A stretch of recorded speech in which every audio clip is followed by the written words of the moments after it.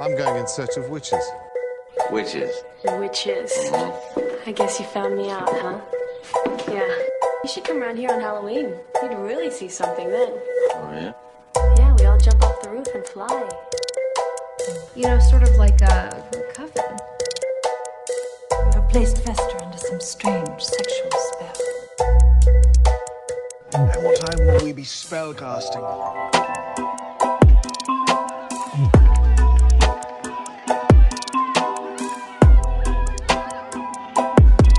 Put a spell on you.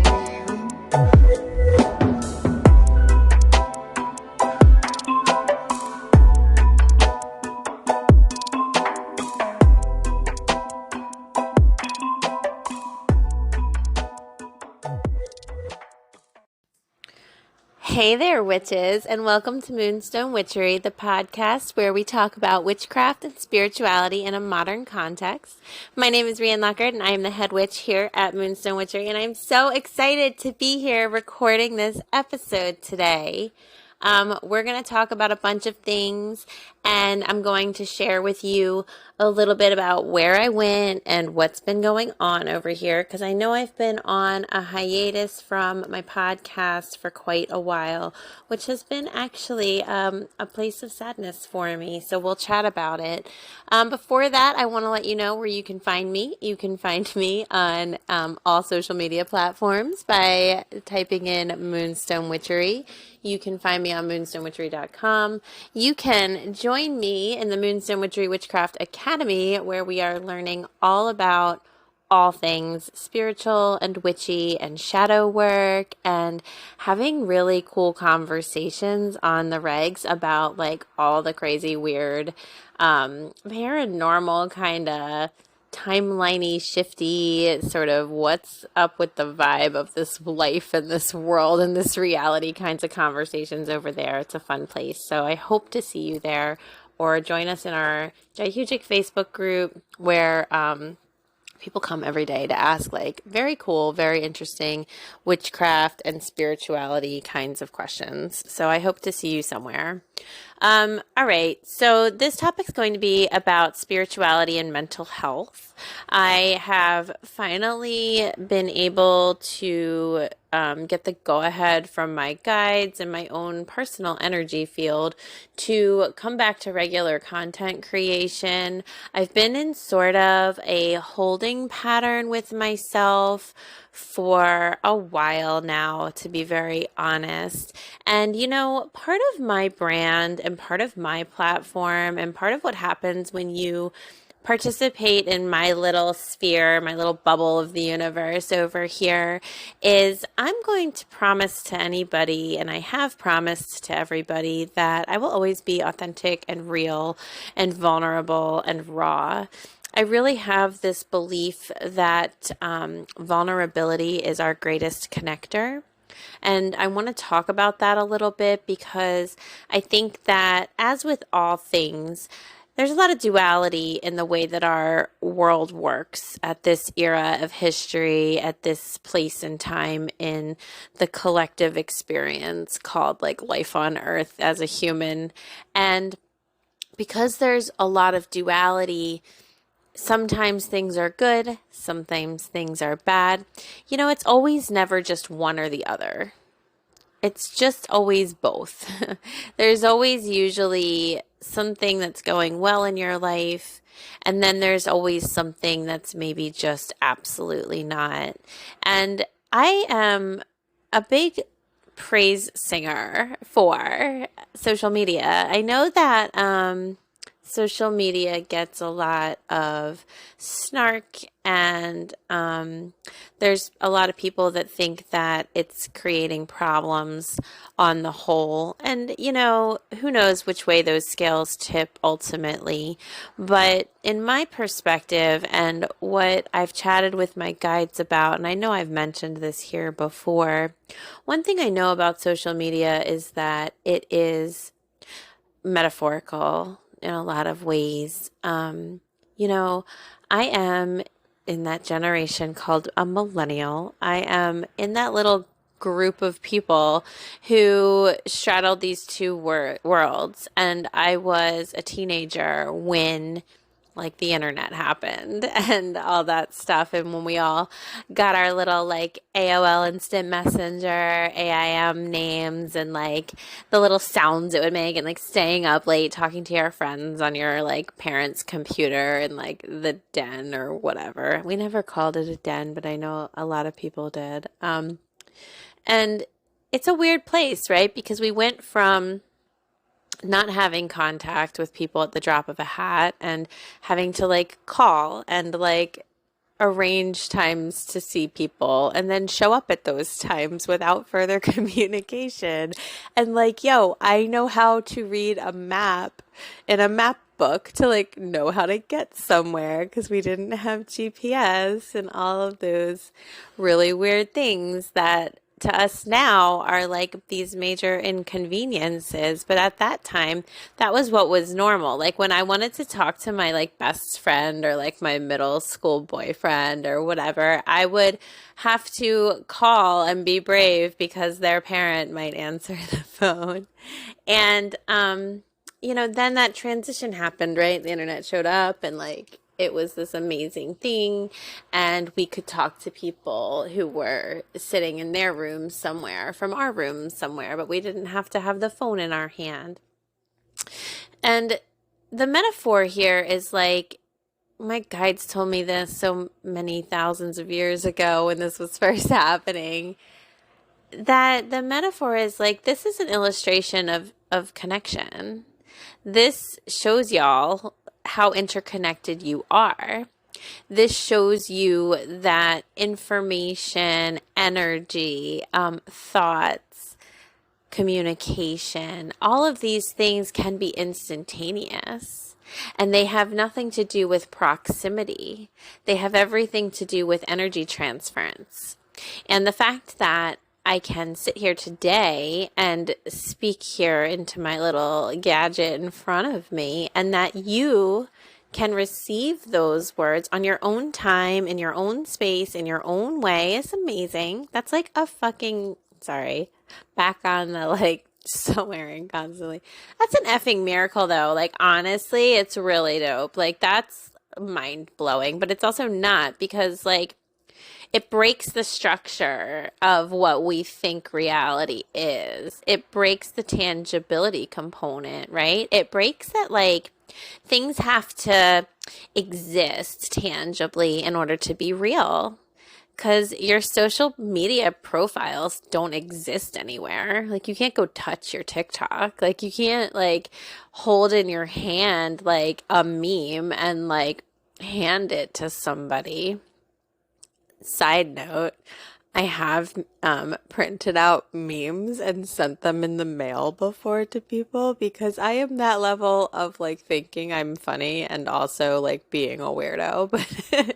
But you know what I'm saying? Like this, all these things like don't actually exist. And yet for many of us, like these digital worlds are more vivid than our tangible world. And that's on purpose. You know, like this concept got introduced and brought to us because of the fact that like we're ready to understand as a collective like unit called like humanity. We're ready to understand the really kind of fake nature of tangibility and the really very actually real nature of energy and that whole entire realm of things. And, you know, that's what I talk about constantly. I'm talking about the energy realm and I'm talking about the spiritual plane and I'm talking about all of those things. And I'm trying to say to you, like, what if it's real? Like, what if all of that is actually real? And furthermore, like I have a little secret side kind of car sort of component that says like not only what is it real, but like what if it's more real? Like what if it's like the realest, you know? And I'm not talking about social media there. I'm talking about like energy and like the footprints of the energetic realm. And so internet, social media, whatever, it's all this big metaphor. And people snark on it a lot because like we can tailor how we look and we can make it come across as presentable or perfect or idealized or whatever. And I get that. And I understand that there's some level of like maybe dishonesty that feels like it comes along with that. And that's possibly true as well. But for me, it also shows us the nature of the ways in which we're able to craft and shape our reality, to manifest, to focus on what is working and kind of not focus on what's not working. I just think it's an interesting thing to think about. But as I said, vulnerability is our greatest connector, and I've made a promise to everyone in my spaces that I'm always going to be real with you. And that's not a usual thing for somebody who is, I don't know. I think this is weird, but like, you know, technically I'm considered an influencer, right? Or like a public figure or whatever. And I find that strange. And I just don't like titles like about anything. But it's not a normal thing for somebody who is in that kind of a space to be really honest and real and straightforward and raw. And I guess I just don't do things the way that like we're supposed to. I mean, I'm out here like, gay witch so as my like life, and like it's very normal to me, but that's not very normal to most people. So I guess it's kind of obvious that I don't really do things the way that everybody else does things, but I'm always going to tell you guys the truth. And I do this because, like I said, vulnerability is our greatest connector. And what do I mean by that? Well, what I mean by that is like we are all here. Like, it is a wild experience to even be here. I don't know what we're doing here. I am consumed by that thought. Why are we here? What are we doing? Blah, blah, blah, blah, blah. And it just propels me. It's like the great mystery. It's the great unsolvable mystery, right? And it's hard here a lot of the time, especially in the past few years. Y'all know what we've been going through. It's been hard. And I don't like to pretend that things are easy when they're not. And I don't like to pretend that everything's peachy and jelly bean, you know, when it's not. And I definitely don't like to pretend that you can kind of somehow bypass or get out of the struggle of being alive, the great struggle of being incarnated. Because being incarnated is an opting in, and I'm not saying this in a way that's like, we chose this, these are like our lessons, guys. Like, I'm not being that way about it, but it is like the act of opting into experiencing challenges, because being tangible, being in human form means that, you know, entropy is one of the great laws of the universe. And entropy is defined as like the fact that everything that exists in the form of matter will eventually break down and cease to exist. It's unsustainable. Permanence is not a thing. And so with entropy being one of the great laws of being here, the order of things is that like you have a brief time, but eventually it's going to break down and break apart. And that sounds like pain and hardship. And if that's a rule of all the things, you know, that's where that saying like the only constant is change. That's definitely not how that saying goes, but, you know, change is the only thing that is permanent, and therein lies a great paradox, right, of reality, because change by its very nature is impermanent, but that is the only permanent, like, a real thing that is happening. And so if we've opted into being here, we've opted into hardship. And again, I don't know how much opting in there is. Like, are we consciously signing back up? Are we like, is there like some amnesia pool we all swim through when we get out of here? And then like, we're like, oh my God, it was so nice there. And then we like show up and we're like, oh, MFG, like why? Right? Like, but it's hard to be here, and I'm never going to pretend that it's not. Like, that's just not a thing I'm ever going to do to you, because quite honestly, like if we're here and we're trying to improve and we're trying to get better and we're trying to like climb some ladder to some ultimate goal, we need to know that it's going to be challenging, and we need to know that we're not bad or wrong or deficient in any way if it is challenging for us. And so if you hand me a microphone, I'm going to be like, yo, are you guys dealing with this too? I am going to tell the truth. Vulnerability is our greatest connector. Telling our personal truth, showing up in our rawness, in our humanity, that connects us to each other. It leaves open the option for connection. And it's a scary thing to do because it requires honesty and a willingness to be kind of just like naked in a way. And the other side of that, the receptive side of that, is what do other people do with that? Do other people see someone standing in vulnerability, and do they meet them with compassion? And this can be a question for you to ask yourself. And actually, if you have relationship drama in your life, and I don't necessarily just mean like romantic relationship, but like if you have hard relationships in your life, you might be missing an opportunity to meet someone who is vulnerable with compassion. Because you might not be fully listening and understanding when they are exposing their vulnerability to you. You might be defensive or guarded or listening from your own point of view only. And you might not be understanding that they are telling you something that is raw and real and hard for them. I really think communication is a hardship, and we miss it a lot. We miss what people are really saying to us when they're saying things. But if you can shift into a mindset of like, anytime someone is vulnerable with me, I'm going to like notate that as a sacred moment. Because we don't have to do it. We come like equipped with this like skill of like falsifying reality. Like we're so advanced that we can like know what the truth is and then like not even engage with it. And that's like wild, right? Like that's just like such a next level, like a step up of advanced like operations in reality, that we can be like, oh, I know that there is like this energy happening, but I'm going to just act like there's that energy happening. Like that's wild, right? And so people don't have to be vulnerable. They don't have to tell the truth. They don't have to show up in their realness. It takes a lot of trust to do that.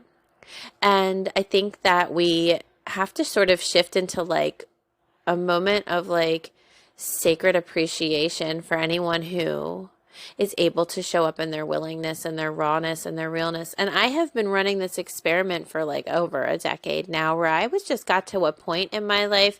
And when you're me and you've had to come out about so many things just to be yourself, you really start to appreciate the people who can understand what vulnerability is. You really start to appreciate the people who can embrace you in your fear.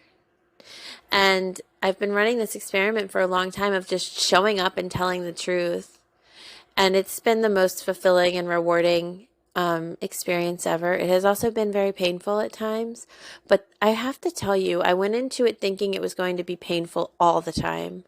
And what I found was it was beautiful all the time. And it was sometimes painful, but mostly not. Because as you show up in your honesty and your realness and your rawness, the people who don't get this about you and who aren't going to be loving, they become really clear to you. And then you're on like a really like mini little crash course of boundary work and all of that stuff.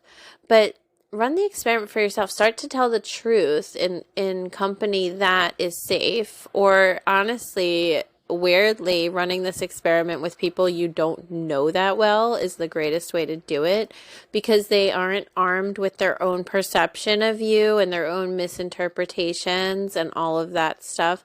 But I just want to encourage you to consider the concept of vulnerability and what a sacred gift it is if anyone is vulnerable with you, and what a sacred gift you're giving if you are vulnerable with anybody else.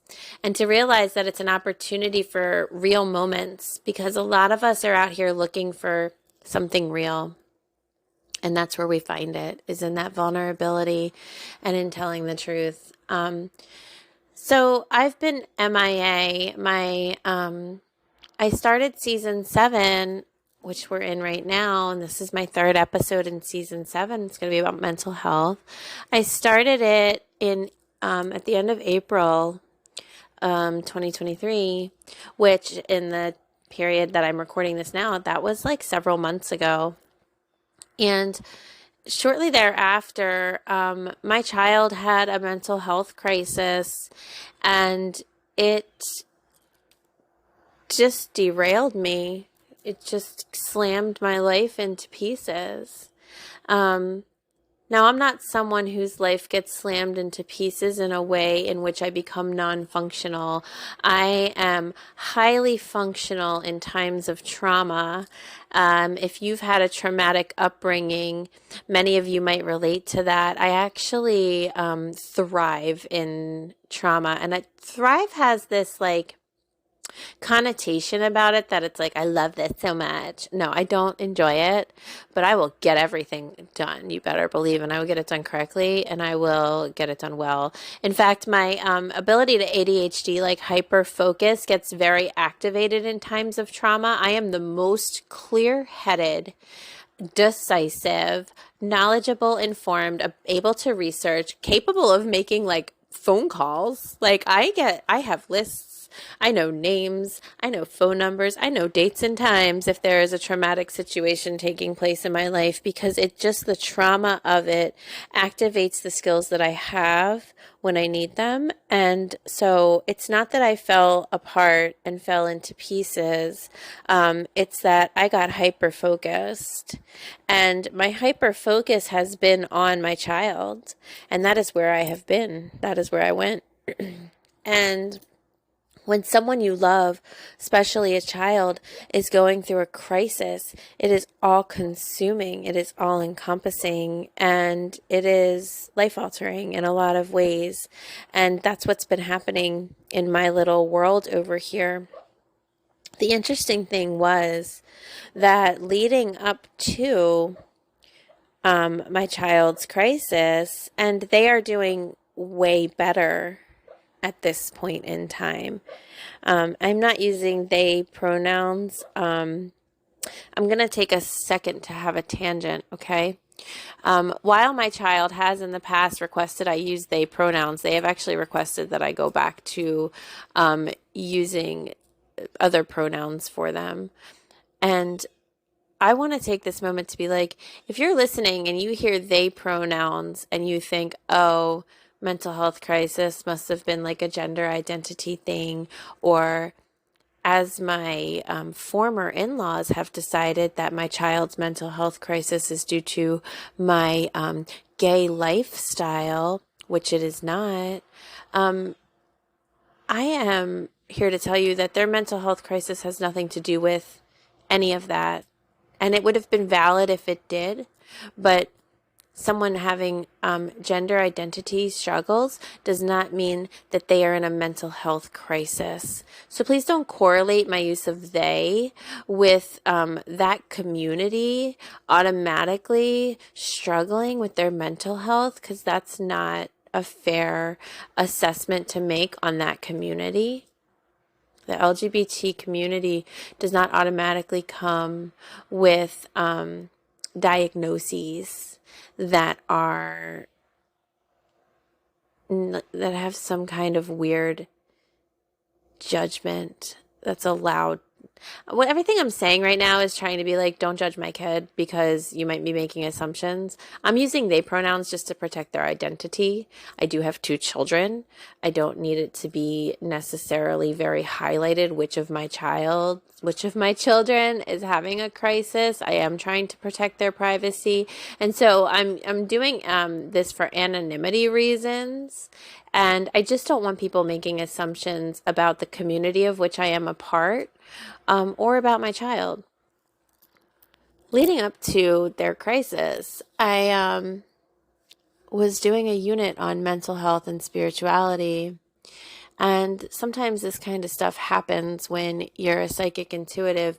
It's like you start getting all these downloads about a topic, and then suddenly that topic way pertains to your life. And, you know, we are a house full of people with different mental health and neurodivergent struggles here. We all have something going on here. And we're not strangers to mental health in our household whatsoever. Both of my kids have been in therapy for years since the divorce between myself and their dad took place.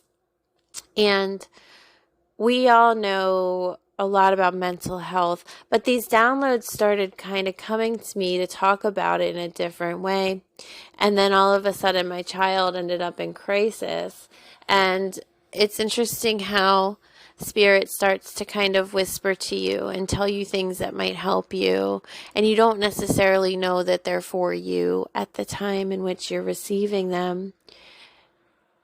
And the thing that I was talking about, and the thing I want to talk about today, is just how much we are, I think, in this culture, obviously, we're working towards understanding mental health and validating it more and more. But I think we're also sort of missing a piece. And all the downloads I was getting about mental health and spirituality last spring were about that missing piece. And that's what I want us to chat about today. But I wanted to just really take ownership of my personal disappearance from a lot of content creation. Now, if you work with me at all or know me at all or in my spaces already, you already know that like I'm still very present. I am still showing up. I am still engaging. We have been doing the most epically beautiful community spells with the new moon and the full moon over in my Facebook group, where every month I offer a spell with a different topic to the community there, and people can opt in and I can cast that spell upon them with their permission, of course. And then I go live and I show you the table with 400 candles and all the crystals and all the lights and the magic that happens at that special time every month, those 2 special times of the month. We've still been doing that. We've still been learning so much in the academy and having these really profound conversations. I've still been there. But as far as creating something new, I've been on pause for that. And that's why you haven't heard from me, because sometimes we have to manage and tend to and care for what we have already created. Sometimes we need to stop and pause and deeply interact with and look into and reconcile and heal and help and support the things that are already in our world. And we have to do that before we can bring new things into our world, or before we can shift or pivot, or before we can continue on a path that's taking us somewhere. We have to stop and tend to what we have. And that's how I see this recent period of time for me. I have been tending to what is here so that I can reinforce that foundation and love upon it and offer it gratitude and give it the nutrients that it needed. And so I've been tending.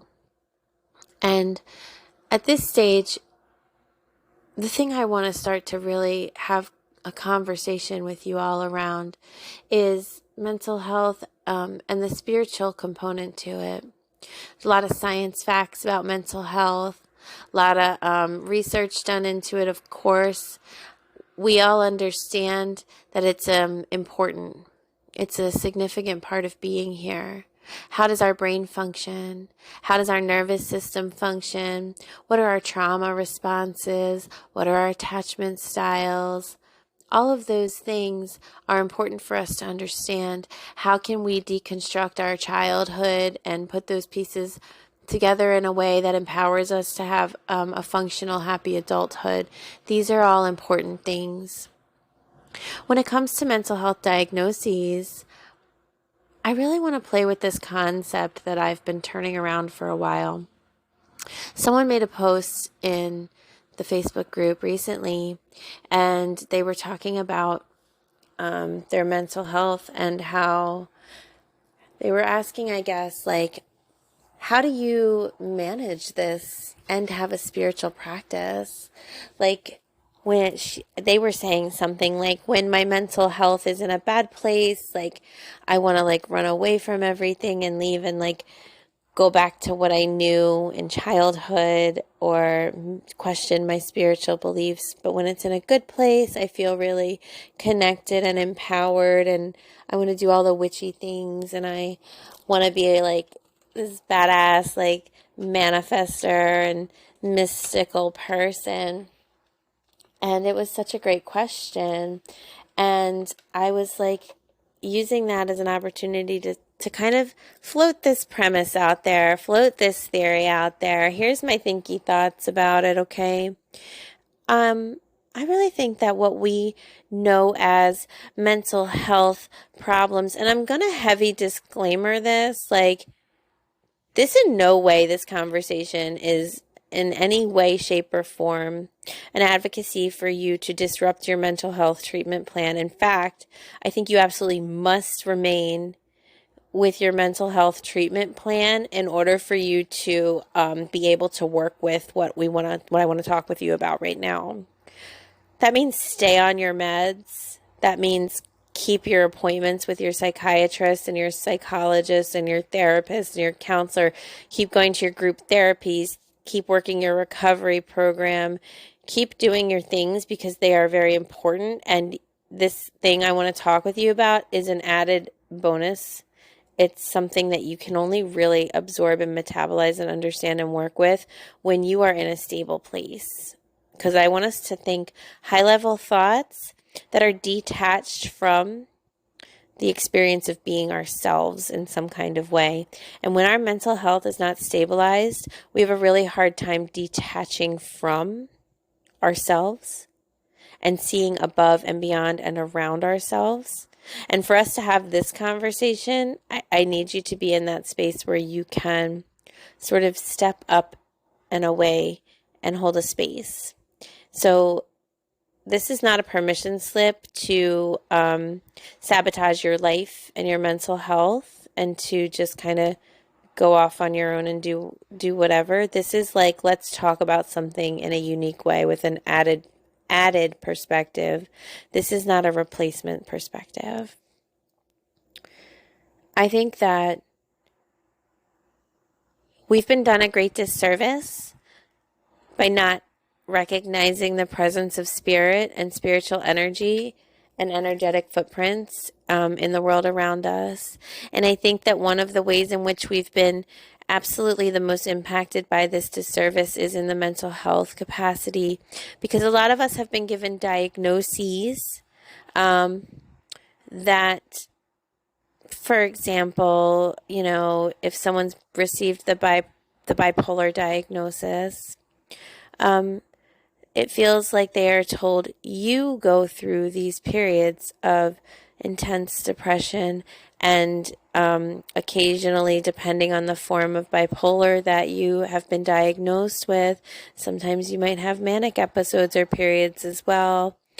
And that these are things that are going on within you, and it's a mystery as to really why or what triggers them, but you have to manage them.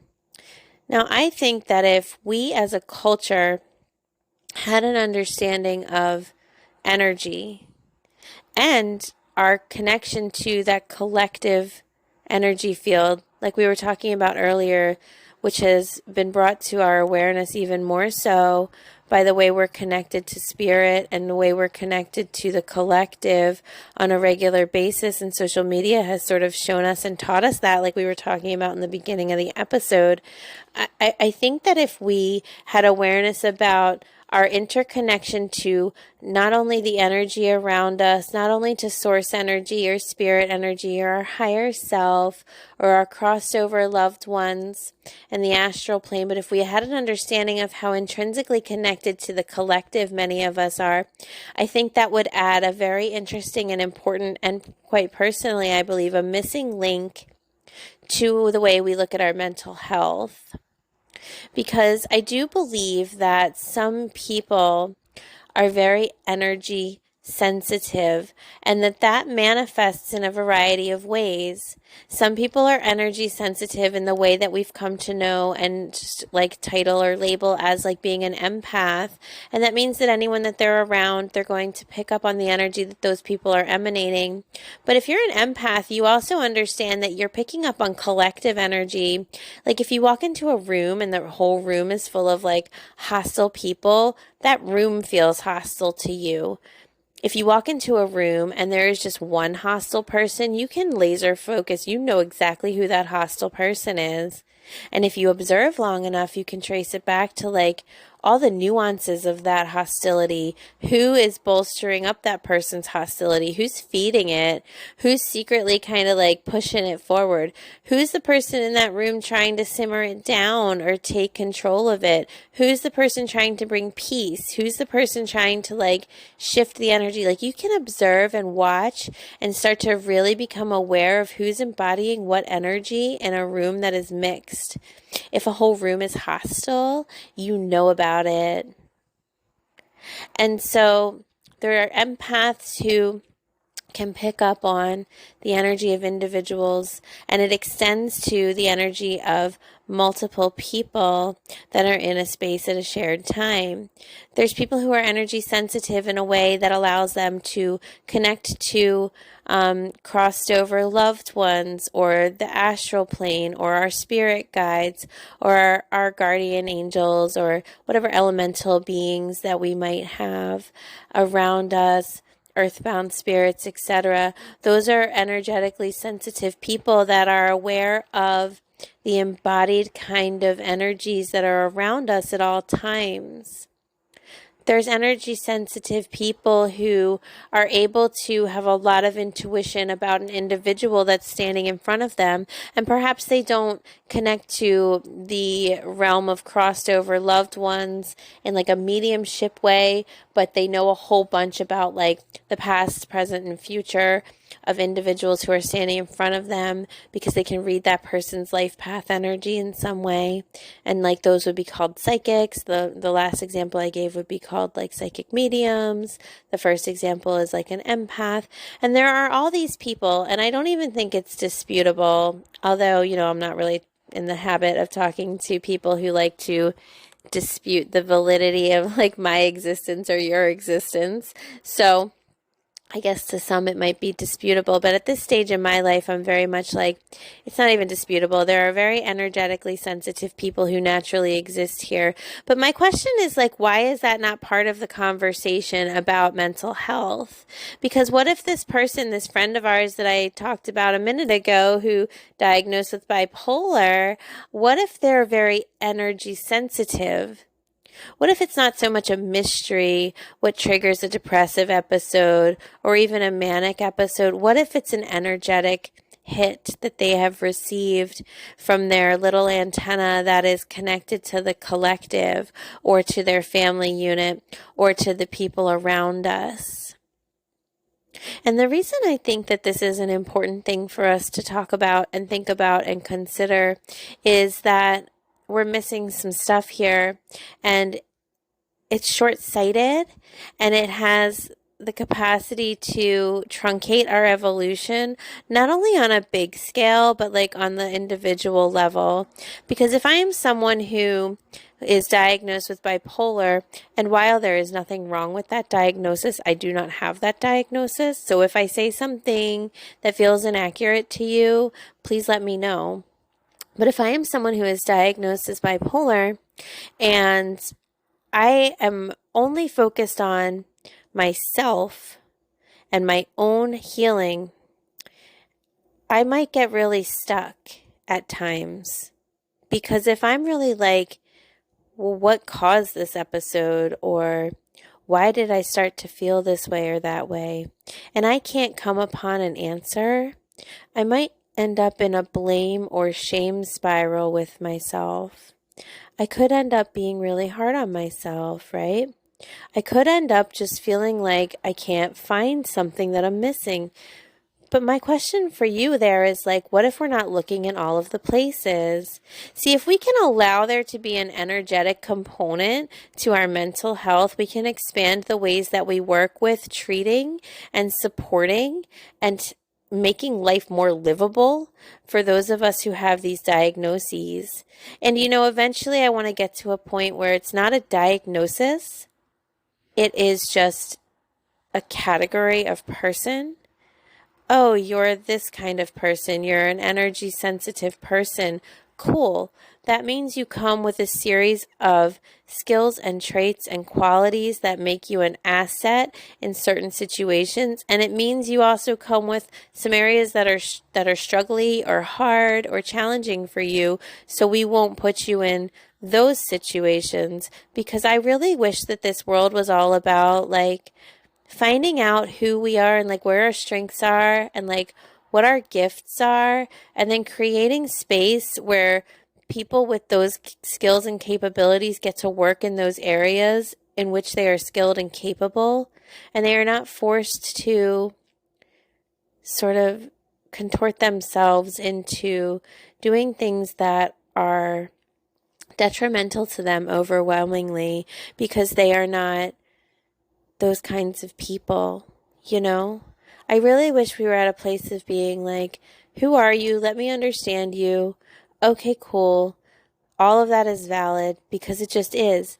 There's nothing that is invalid that exists. The very existence of something gives it validity because it exists. And so, like, if someone has a hard time with something, that's valid. If someone's really good at something, that's valid too. Like, they're just facts about this person. But we add all this judgment around these natural facts, and it's weird to me. Like, yes, there is room for improvement, and that's the gray zone of this duality that I'm talking about. Yes, we can all self-improve. Yes, we all must heal our trauma so that we do not create more trauma for others. Yes, we can all, like, align with ourselves and our goals. And yes, we have to learn skills and we have to learn how to behave to exist here. And all of that's important. We need like discipline and motivation and structure and all of those things to whatever degree it serves us. But to whatever degree it serves us is the important part of that sentence. Taking a very free-spirited person with neurodivergence, and I will speak on my own behalf here for this one. I do have an ADHD diagnosis, and taking me and the way that I work and forcing me into a very regimented system of operations would be detrimental to me because my brain literally cannot do that. That's not how my brain works. And so we are doing this to the children of the earth all over the place.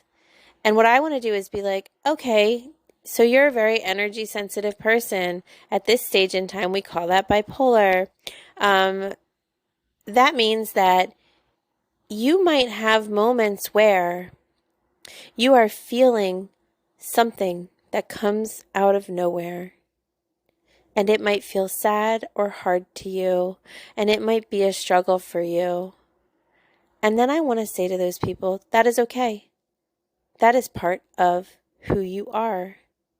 And what we have to manage for you is the ways in which it harms you to be that receptive to energy external to yourself. We have to manage the ways in which it makes you feel broken or hurt or sad or lost, because that part's not okay.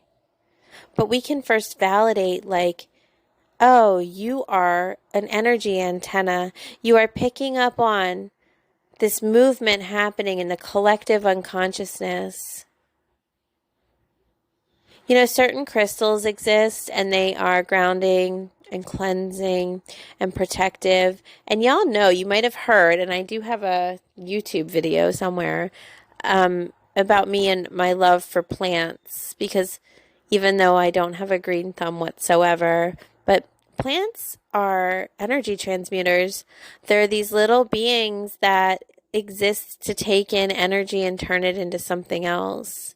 People are that as well, but that gets way more complicated once you add in like organs and complex thoughts and like jobs and relationships and stuff. So it's too hard for me to make a really concise little like example in that way, but we are all taking in energy and transmuting it. But a plant takes in sunlight and it turns it into oxygen fundamentally, takes in carbon dioxide or monoxide, whichever one it is, and it transmutes it into energy and oxygen and all the things. Plants are energy transmitters, and I've talked about programming your plants to live in your home and to filter bad vibes. Like, yo, plant, if I'm in a bad mood, absorb that as part of what you're absorbing. Absorb my bad mood and like make it pretty, like make it nice, like reset the atmosphere of my space so that I'm not contaminating my own atmosphere. You can program a plant to do that. Crystals do this too, right? Oh, if you're sad, hold a rock that is supposed to make you feel better. Oh, if you're in pain, hold a rock that's supposed to help ease that pain. If you need protection, hold a rock that will take away the bad energy or shield you from it. Wouldn't it make sense that there are people who are energy transmuters? Wouldn't it make sense that there are people who just have this natural way of absorbing energy?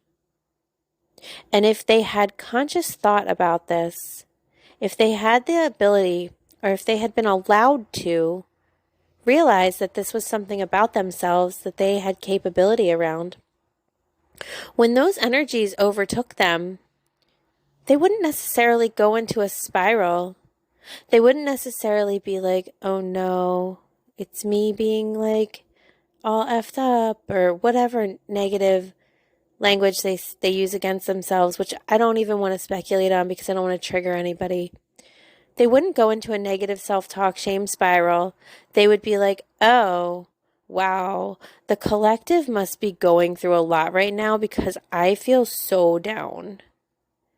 Allow me to take that energy that I have absorbed and do something with it. Allow me to transmute it. And then they, in their own unique way, that their own personhood has defined for them as to how they exist in the world, they would get to take in that energy and turn it into something else without having to take a detour on like shame, self-hatred, like avenue. They would receive the energy. They would be able to identify it wasn't necessarily theirs. It was kind of just what's going on. And they could transmute it. They could turn it into art. They could turn it into a really excellent soccer game in which they score, or they finally break through a physical challenge that they've had for themselves. They could turn it into a really great conversation about a challenging topic with somebody else, but from a centered place of understanding their transmuting energy. They could turn it into a garden. They could take that energy and know that they are a transmuter and take it outside and plant some plants and let that energy grow into something beautiful instead. They could take it on a run and burn that energy up through the use of their physical body. They could bake it in a cake. They could write a novel. They could clean their whole house with it, because you can use emotional energy to fuel your experiences. Artists are great at this. I have a whole thing about how much I love artists. Artists are, in my opinion, all channels. They're all channeling. They're all taking an energy and making it come alive in some kind of way. An energy transmuter, a person who can feel that collective energy or the energy around them and who takes it so into themselves that they start to believe it is something about them, that is a person who has the ability to put that energy somewhere else in the world and free it from themselves, in my opinion.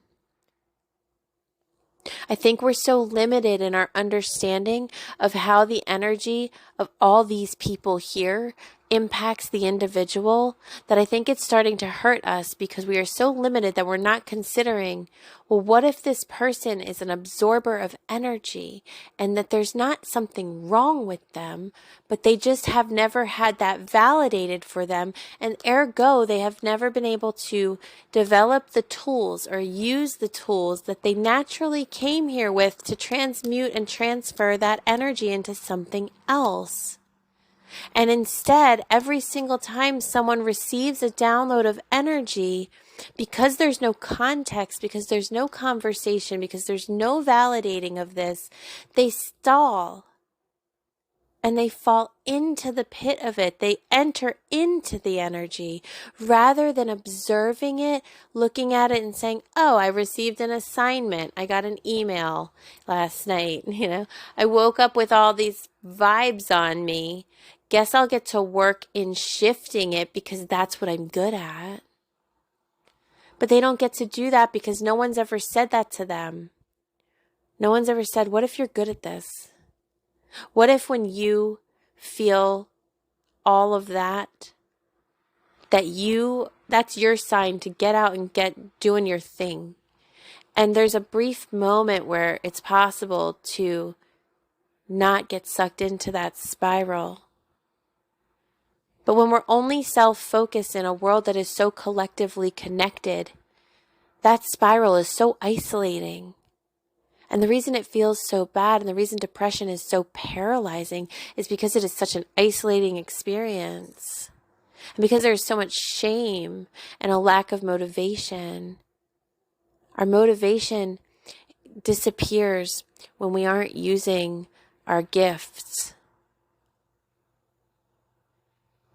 And I really think that if we were able to look at anxiety like this, oh, there must be so much happening in the collective. There's change coming, or there's people doing a lot of things, or there's a fire happening in this part of the world. So I'm feeling all that fear that's circulating through the collective reverberation.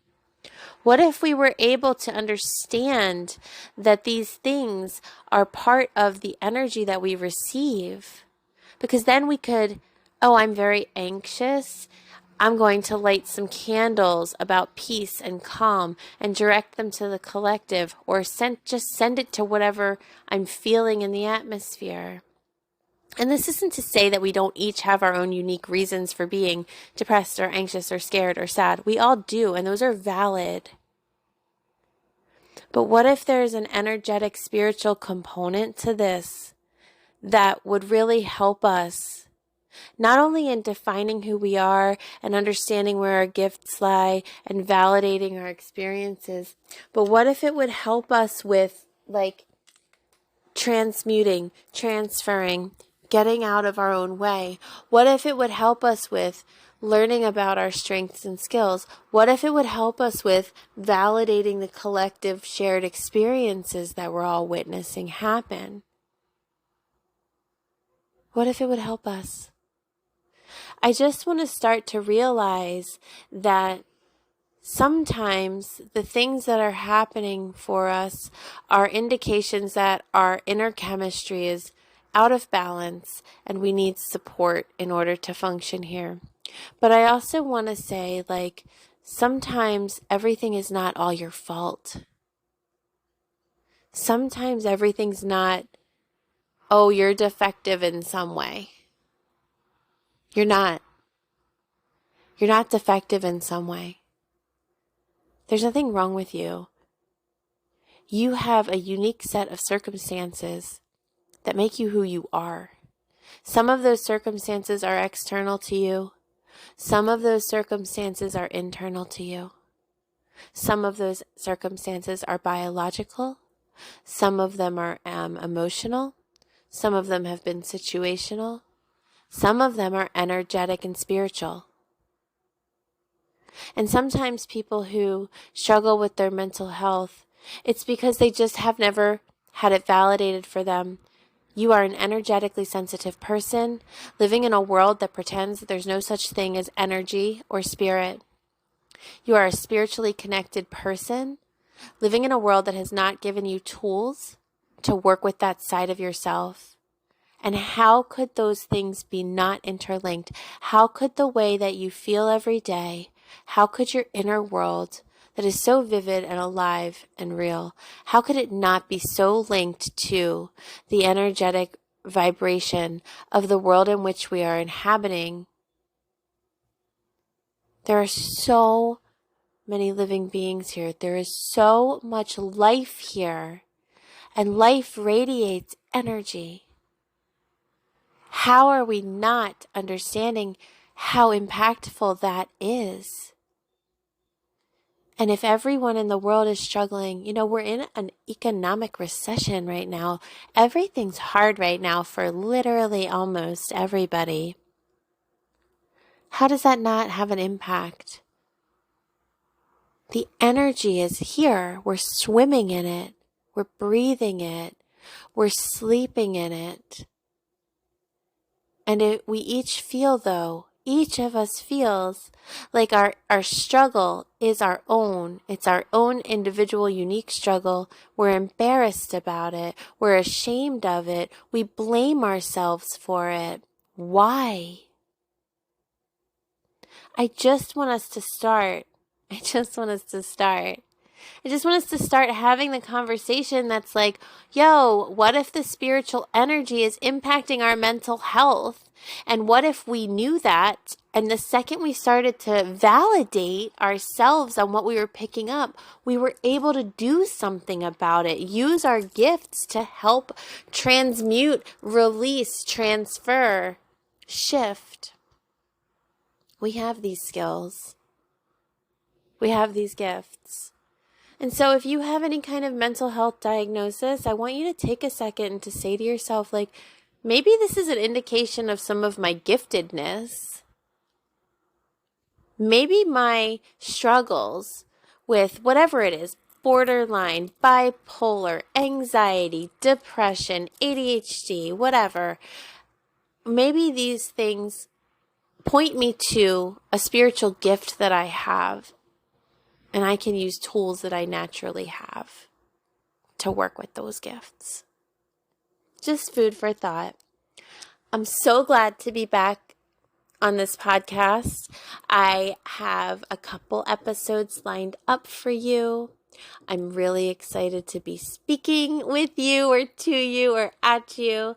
And I can't wait to hear from you. I love when I receive messages from you. I've been gone for a minute, so if you like my podcast, it would warm my heart and soul if you would share it with anyone else that you think might like it. That would make a huge difference to me. It would be very kind of you to do that. I would love to hear from you. I would love for you to join me in any of the spaces where I exist on social media.